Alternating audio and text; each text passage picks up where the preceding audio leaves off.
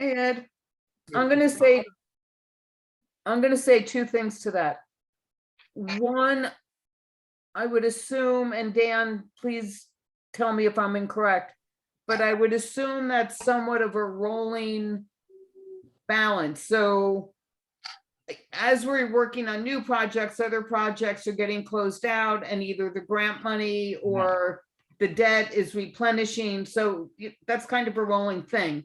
But the other thing, and this kind of gets back to Jerry's pushback on his email a couple of weeks ago. Is that our job or is that Augie's job?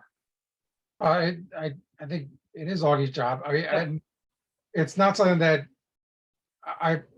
after 20 years, I've never had a board ask me, questions about our ability to fund capital projects in the short and long term. Well, yeah, and I'm not so much focused on how to fund them necessarily. I think that the purpose of the template is that with a very long list of projects to deliberate upon that have fairly sophisticated underlying priority metrics surrounding them, if there was a way to consolidate the information in a way as sort of cleanly and user-friendly as possible for the board, I think that was the intent of It was. a draft template, and that, we're not suggesting that, we're going to manage it or, go from here, but we put it forth to see if it could be a useful tool. What you're looking for is just to say, this is what you've approved. This is what's been spent. This is what you've taken out of our fund. Like, again, you go back to the operations report. One of the first things on the operations report is cash on hand or cash on demand. August 31st this year, we have a little over $11 million cash on demand. Last year, we had $16 million. What's the difference? We have a bridge that, we've paid out of pocket for, and now Dan's going to put the paperwork together and he's going to send it to the state. So the question you would have with Dan is, when do you anticipate sending it to the state? Do you have any anticipate when we're going to get that money back? And that's kind of what you should do on each project. If a project's finished off, what Augie does is Augie waits until usually like September, and Augie will take all the projects that are closed out that he can bond, and then he'll put out the one bond for the year to save us money. Because if he did it separated, it was like $35,000 every time. It does save us money. So, but to that point, the last slide of the template where we're showing the impact on the debt service, we're not showing the impact on the fund balance, and maybe that's what should be added. Yeah. You can say, well, look, like you have an easy one. Dan just finished, got the last piece of equipment for the dorm authority money. We're supposed to get a car a couple of years ago, supply chain slowed everything down. So we actually didn't get the last piece, the last police car, until maybe about a month ago. Well, now Dan can turn around, close that out, and go and ask the dorm authority for the money. So we know we're owed that money, and then you can put down, when do you anticipate getting that money back in to replace into the fund? And that's kind of what you should be doing on each project. Some of the projects are more difficult because you're doing Village Hall. You've spent $500 million on Village Hall. Well, you would want to ask, what do you think the actual cost of Village Hall is going to be at this point? How far along are we? And at what point can we close out either the entire project or at least a piece of the project, so we can either, bond it or try to get funds for it and, replenish the money. And I know Augie was on the phone with the waterworks, speaking to them about what projects are closed, what projects, because he's going to be looking to bond all the water projects. The other thing that you asked and everything, there is a sheet that Augie can easily print out. I have it sitting at home that shows every single project up to date, up to like about 3 weeks ago. I walked into the office, he printed it out for me, and it has every single open capital project current. It says usually it's within two weeks or a month of where we are. Sometimes they don't get to, it takes them a couple of weeks to add a project that's approved by the trustees. But I have a complete list of every single project, how far they are, and it shows the spending for this year. And if I add it to, cumulative from last year and the leftover balance, it says I can actually see what was spent on every single project. And then the only question is, if the project's done, have any of these projects been paid for and closed out? And you'll get the answer. You'll know if a project is closed out, because the next time you get a printout from them, that project won't be there anymore. Yeah, and just, again, back to the intent of both the template and having a year-to-date number to reference, is that if I'm a Board of Trustees member and I'm looking at a list of projects that's quite long, that are prioritized according to a methodology, and that there have been some communicated parameters to reference as to where to draw the line. And again, not that is in, cement that you don't have flexibility. And that was the point I was trying to stress last month, is that if there's any apprehension about, committing where to draw that line, because there's concern about being boxed in legally and not having mobility and flexibility with what we choose to do throughout the year.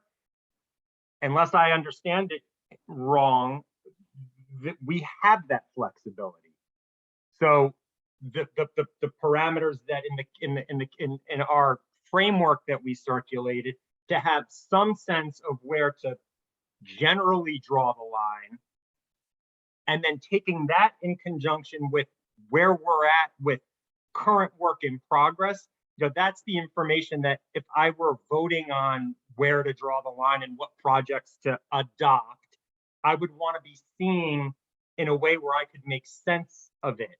Because I wouldn't know, even as much as we've worked on this, in looking at, the list, or even in the consolidated version that Augie had circulated, which I thought was very much what we've been talking about. On that list, were there work in progress items built into that? I don't recall, but that's something that I would want to know, along with the new projects being proposed within the context of the parameters that are recommended guidelines. Yeah, and it's not just work in progress, it's also items, have they been ordered? In other words, they said that they needed a new salt truck. It was passed. Okay, the salt truck was ordered. When are we anticipating getting the salt truck in? They're talking about, a new fire truck. I don't think they've approved it yet, but if they approved the new fire truck, when are you looking at? A fire truck at this point takes over 18 months, takes 18 to 24 months to actually get. So it's not going to affect your capital spending until almost 2 years out. So, Right, but I think getting to the use of our fund balance. So this slide shows the impact on our debt service. mhm. But we're not doing anything, which I think is what Charles is, when do we say, we have a problem? Showing the impact on our fund balance, because if we've got a 5-year project that we haven't closed out, So from 2019 to 2024, we're taking money from the fund balance, and that money's not coming back until we bond it in 2024, or Dan gets a grant for us. You know, we keep eating away at that fund balance with every project. Yeah, well, you So can, it may be fine, approving the capital projects may be fine in terms of the debt service, but it may not be fine in terms of utilization on the fund balance. Well, I think where the fund balance point comes in, Alan, is I'm getting back to the monthly reports, however it's done. The key question on fund balance seems to be is, and maybe Dan can answer this, during the course of any fiscal year, how often, if at all, does the fund balance fall below the policy-driven requirement? In other words, the 30%. Does that happen all the time, just as a matter of Right. just timing, or is it very rare? And I So- can honestly say, Lynn, I've never researched that, so I couldn't, I'd only be guessing if I, yeah, Right. yeah. So, but then again, we finish every year, as Dan said, with a surplus, therefore fund balance goes up. Mhm. And we have a strong fund balance, or certainly an ample fund balance. Yep. And where, but the negative side to that is that we have borrowed in bonds a greater amount than our fund balance has increased. So the overall debt of the village has actually gone up. Operation wise, we run a surplus. Overall, we run a deficit. yeah, but that's apples and oranges. Right. That's not comparing the same. The key thing on fund balance is it's what's left after the operating budget and is fully funded or expended. Yeah. And if it exceeds the policy amount, then we're fine. Now, within the budget, debt service may be a larger share of the operating budget because of the projects being done. And that's certainly okay, as long as, the board feels that we can, or the village can accommodate all the other priorities Yep. on the operating side. And Tom has said that they need to make a decision on what percentage of the operating budget the debt service should be. Yeah, I did see in the minutes, sorry, Charles, for jumping in, but I did see in the minutes that Charles said he was apprehensive about drawing a fixed line as to the percentage of the debt service in the operating budget, and I agree with him. We have to have an indicator of some kind, but Yep. it's not a solid rule. Well, it's what you're spending your long time debt on. If you're gonna spend your long time debt on, we need a new village hall, that's fine. It's something that's gonna be bonded. You're gonna pay over 40 years and everything. But if every single year you're going to bond 3 trucks and 3 police cars and every 5-year bonding a fire engine, then what happens is it starts to get, you start to have too much money that you're bonding, and you have to have built into the budget the fact that some things, even though they're capital projects, shouldn't be bonded. They should be paid for out of a capital fund that should be funded out of the operating budget. Years past, what they used to do is they knew they were going to get a fire engine that it cost approximately $1 million. So they would build into the system that they were going to put $200,000 into the capital budget. And then when the fire engine came along, the money was there to buy the fire engine. And that's totally a decision of the trustees of how they want to fund projects in the future. Yeah, just to try to get to the finish line of adopting a capital budget, I've seen some reference to, that there's an upward limit of $250 million that you can work with. And, that shows that from a legal standpoint, we could spend more than and finance more than we probably would ever need and be able to.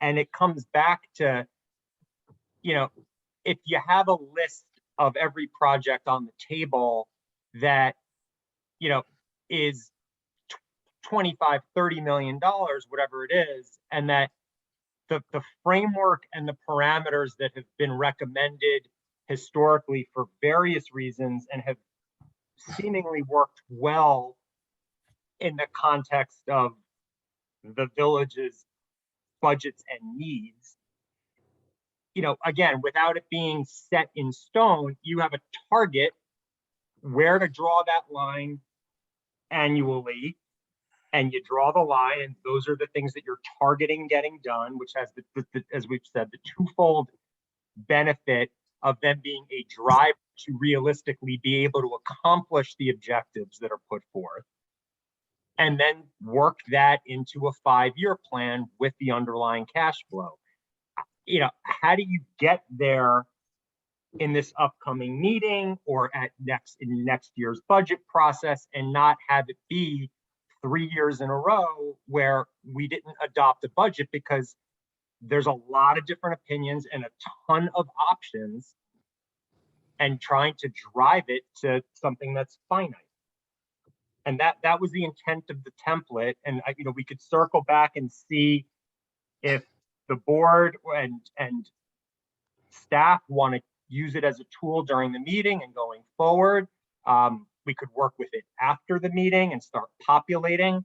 I've always liked the idea of simulating, which if you look at what Augie had shared with us, he wasn't making the decision on behalf of the board. It was, here's what it would look like with a line drawn on a 1-page spreadsheet that was pretty succinct relative to the whole laundry list. And then you can look at what's outstanding and then talk about it as a group and try to get some consensus about what to populate above the line and be able to move forward. Well, the sense I got from Jerry's email is he does not want to use this. He thinks what he pulls together is sufficient. I mean, the objective is to adopt a budget. Yep. And, however we get there, but,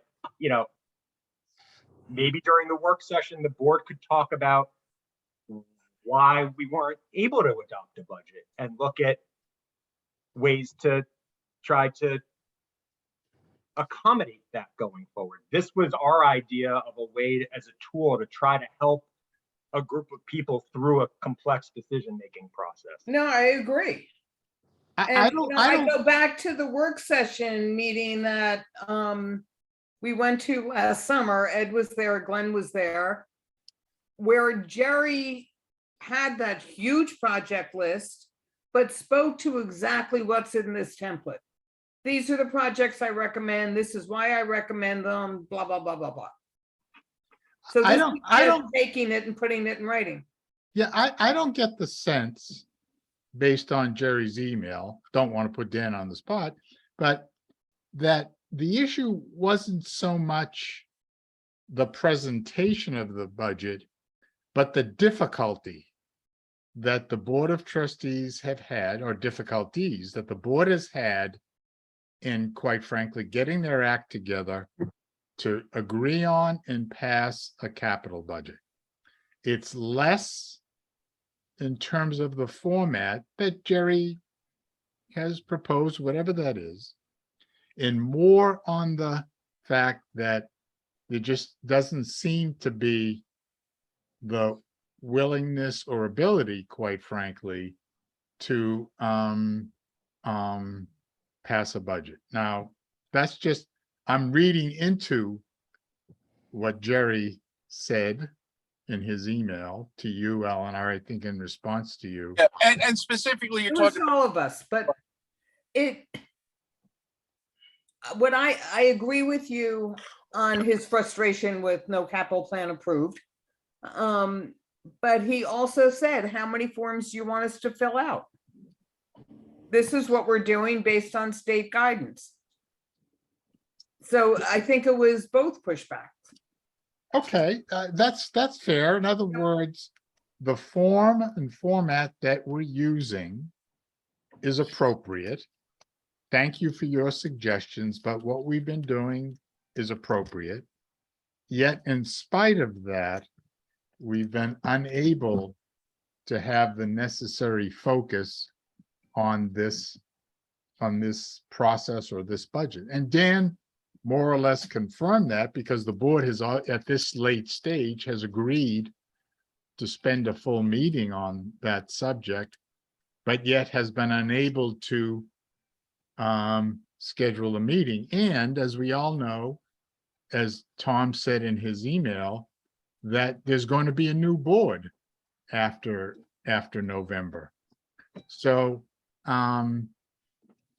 it's a mix of reason, I guess, and I'm just struggling with us being able to spend a lot of time on this much longer. Yeah, I don't think there's really much we can do. Yeah. Following the way we've worked historically, we would have put this template together. Tom, as the liaison, would have sent it to the board and said, will this help you? To know whether this is something to go forward with or not. Well, I But this think- hasn't Ellen, followed I that think- route. Ellen, I think a first issue though is generally we go to the staff and to Yep. see if the staff thinks it's helpful. If Jerry is saying this on behalf of the staff, he doesn't think it's helpful.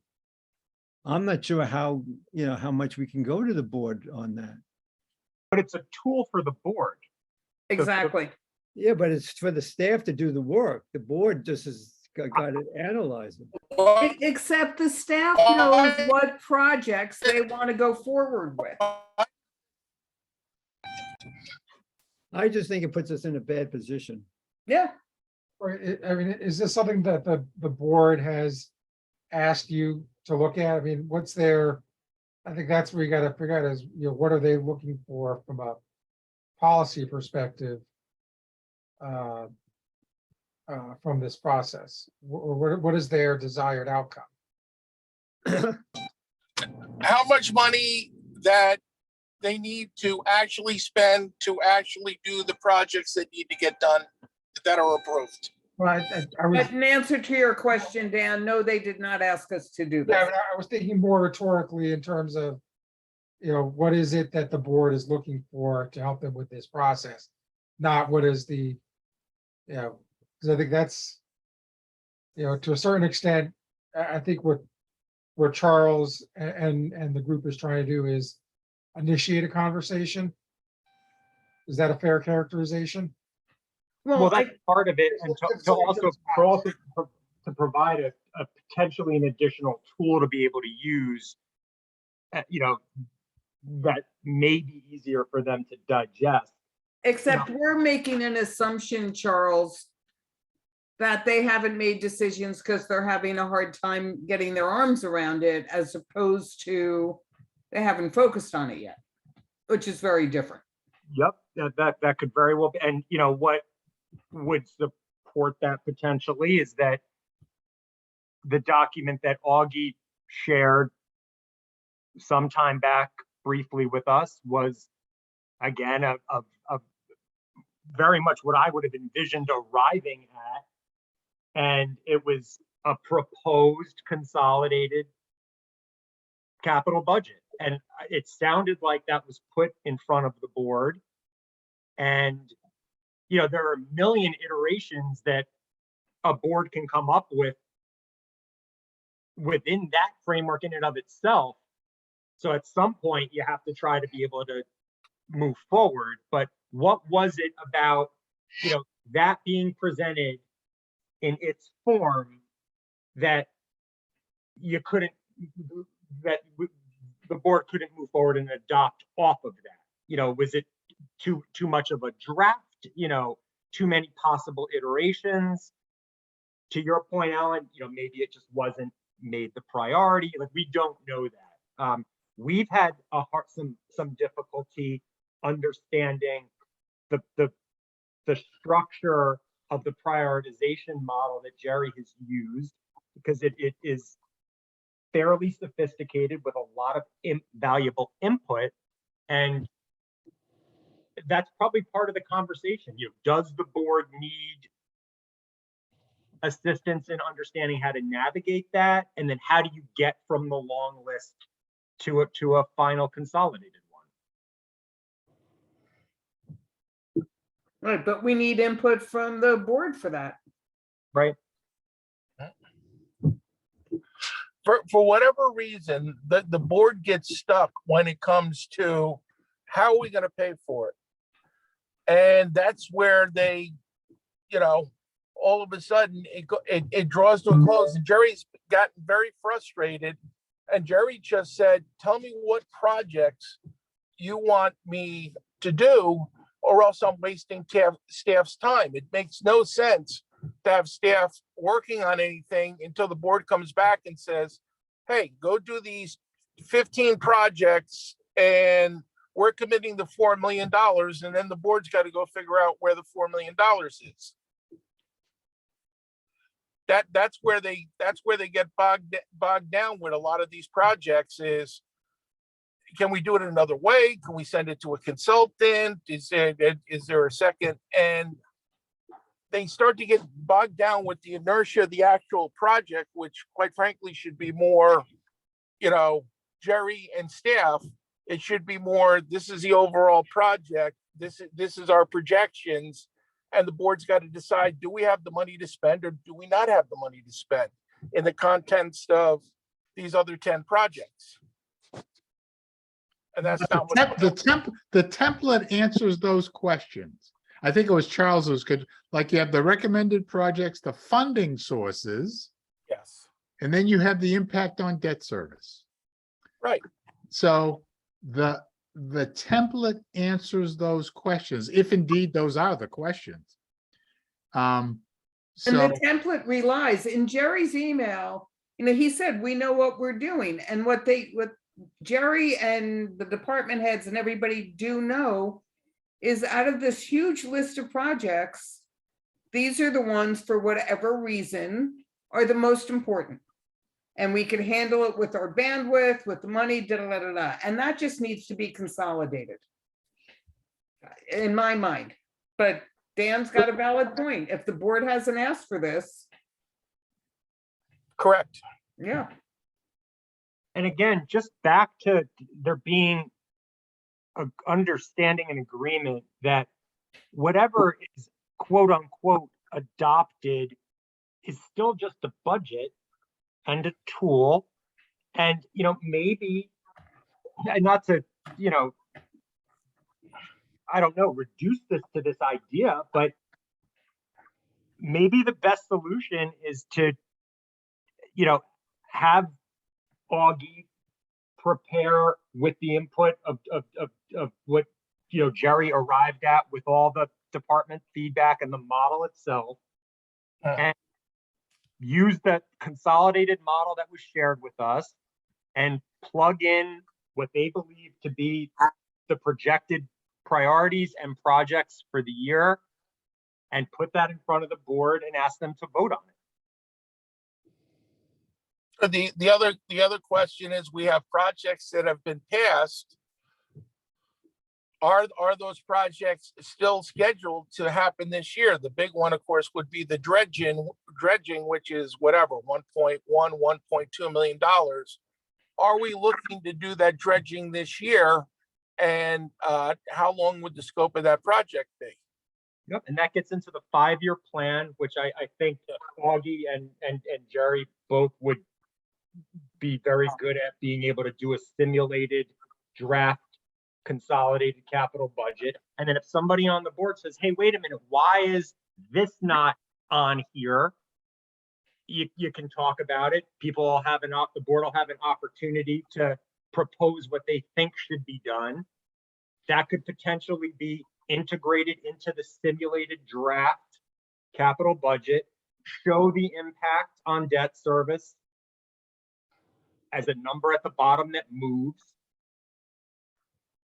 explain questions pertaining to that, and try to get to that decision.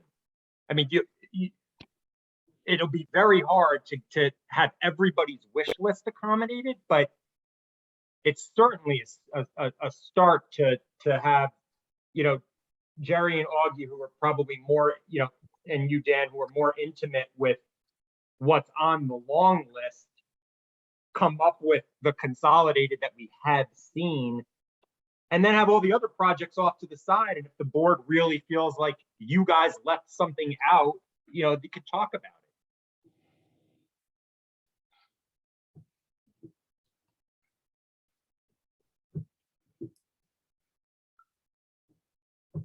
I just kind of feel this is the third meeting we've discussed this template.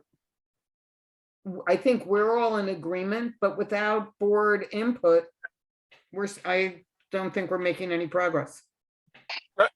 We have a difficult situation where we have one board member who is retiring, another one was basically primaried out. So we're absolutely guaranteed that we're going to be getting at least 2 new board members, possibly 3.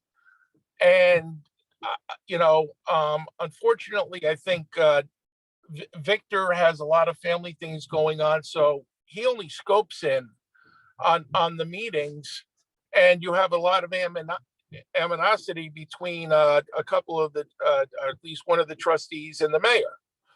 So I don't know if, you know, we can have everything set and ready to go. You'll have your organizational meeting the first week in December, and then you'll have a working board again in December, and just look to try to get everything going for the next budget cycle.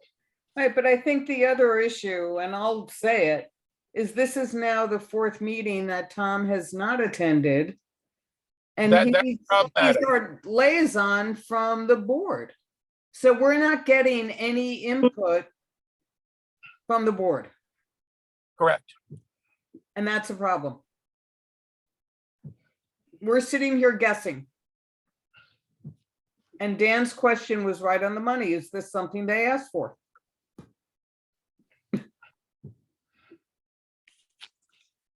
Well, the only other other thing we could do is tie Dan to his chair 24/365 and have him go fundraising and find more golden eggs so everything is paid for. But I think we got to let him go once in a while. And it's probably a good sequitur into item 4, which is, you know, we've talked about a lot of the different things that we can be focused on. We started the year going through that. We could reference back, but to know where, you know, we're going to go from here, I think kind of requires that feedback, so that, you know, we're not making the decision about what it is we're involved with, and Yep. that it's a collaborative process. I agree.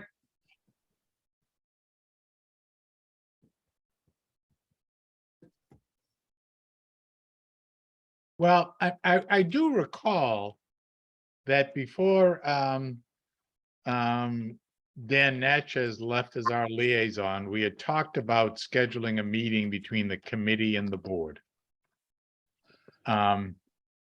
Because just to get some input on point 4 on the agenda. And that, you know, that may have to wait at least until, assuming Tom's predisposed to doing such a thing, then we'd likely have to wait until after the beginning of the new year. So. Right, with 2 new members coming on, and giving them the opportunity to be a part of that conversation. Yeah, yeah.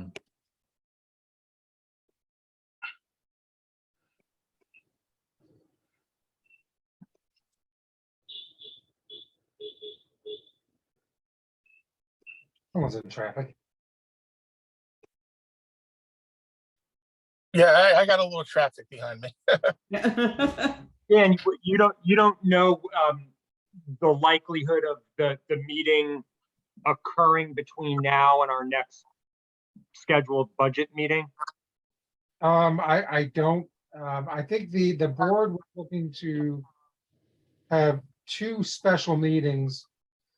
I can't recall what the other one was about, though. It escapes me at the moment because all these meetings tend to just Yeah, get glom into one. But no, they definitely wanted to have a special meeting just on capital budget.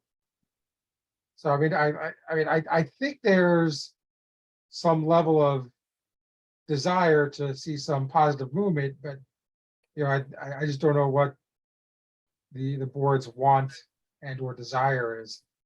Yeah, I tend to, when I raised the question before, it's again, it's rhetorical. I mean, I'm a little bit old school when it comes to the relationship between the board and its committees, and that, you know, yeah, I was trained that the board should give the committees, the boards and committees guidance on the things that are priorities for them to be focusing their attention on.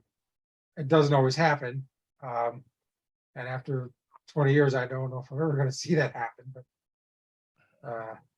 that, you know, that's kind of the way I always was trained, that that's how the relationship should work. Well, I guess, you know, determining whether, if this meeting happens between now and our next meeting, you know, that could dictate some feedback. And then if Tom is on next month's call, that, you know, that's a different dynamic with some feedback from him. I know that in terms of the board schedule, so I mean, are there anything this week? As far as September, the regular, what would have been the regular scheduled meeting on the 26th is being held on the 27th because of the Jewish holiday. So they've already lost one day. I mean, I think what they would try to do is probably, you know, do a meeting on a Tuesday, the same week as a regular meeting, or on a Monday of an off week. So this is the first off week. They're meeting next Monday. Then I guess the one after that would be the 19th. But that has to come from them. I mean, we just want to email Tom and ask if the board's going to be holding that the meeting on the capital budget. We may be able to discuss it a date next Monday night when we're at work session. And then are being able to potentially pivot for our next meeting if it's going to be close with that, and potential, if, you know, if it meant waiting a week or what have you, to be able to recap and hear thoughts and feedback after the meeting. We could play that by ear. We I mean, talked about that the new board coming in is going to be critical to being able to get the feedback about focus and contribution. We could go back in the meantime, you know, just as part of our exercise in the meantime, and look at the, you know, beginning of the year brainstorm that we did, that Tom was involved with as well, to just get some of the items that we had bounced around back in front of us so that we could have those handy. And then, you know, the other piece would be to, you know, even if it's just through our request or suggestion, to try to get a hold of, for the meeting and the board, but also for us to be able to reference what that, you know, current year-to-date capital contribution looks like with past projects that have carried. Glenn, you seem to be familiar with at least one report that, and then Dan, you spoke of maybe being able to just put something together, but I think that would certainly be valuable to have for that meeting and for everybody to reference. Well, I also think one of the things we should do once we have the organization meeting is make a formal request to meet with the board. You know, it could be a half-hour Zoom. You know, it doesn't need to be anything lengthy, to find out how we can help them during the upcoming budget season, and if there's anything else we could do for them. Absolutely. I mean, the new board would be taking shape.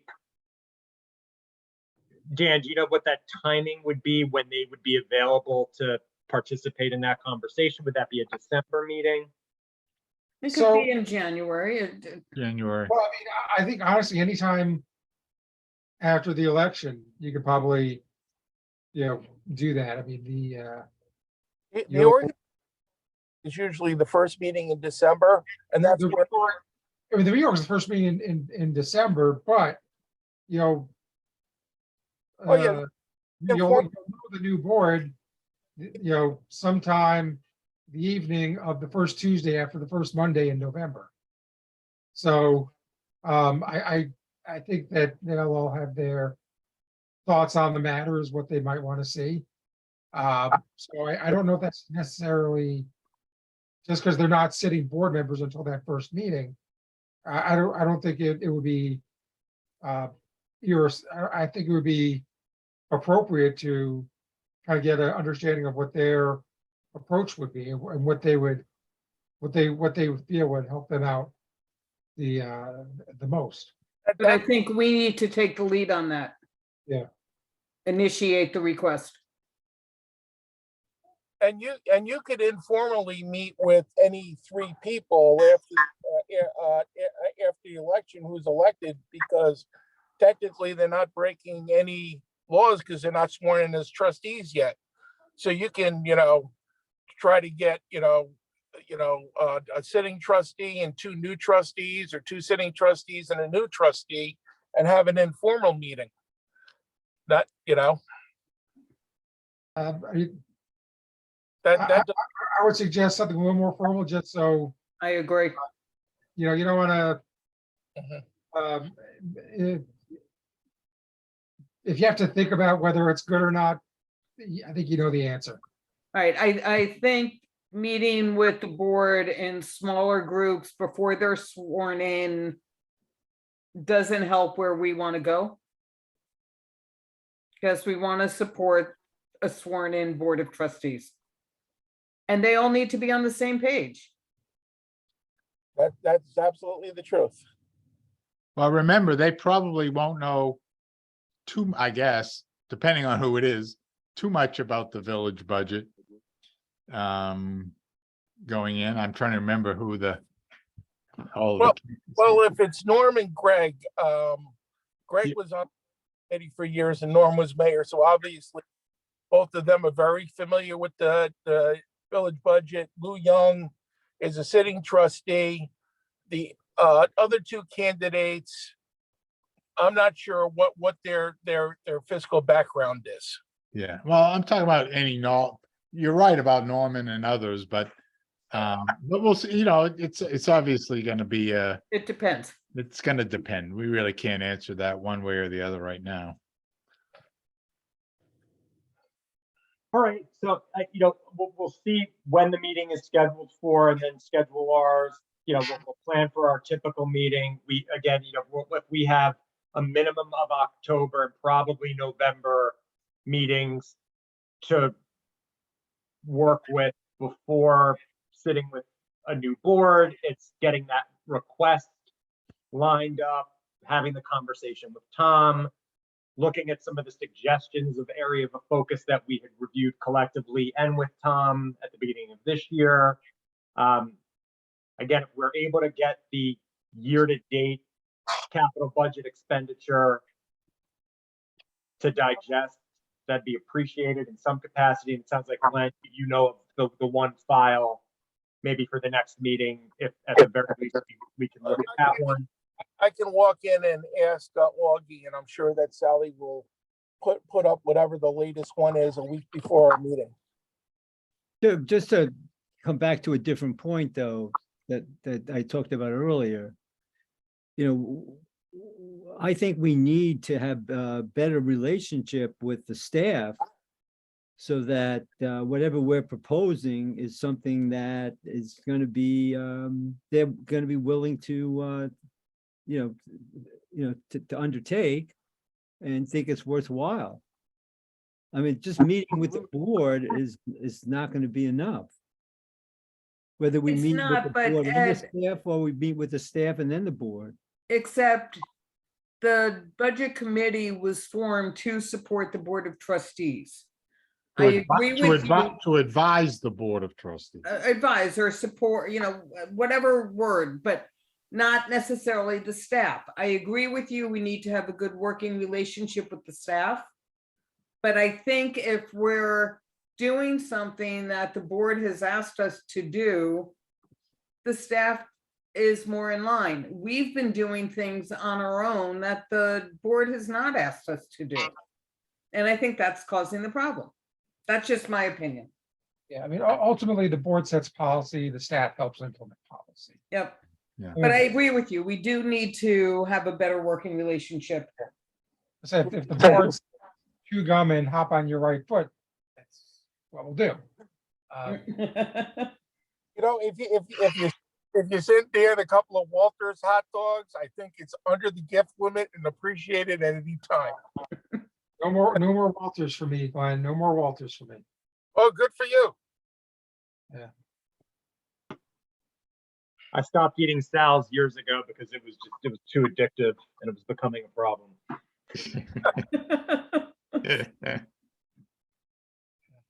Right, so you guys we can make a motion to adjourn unless anybody had anything else?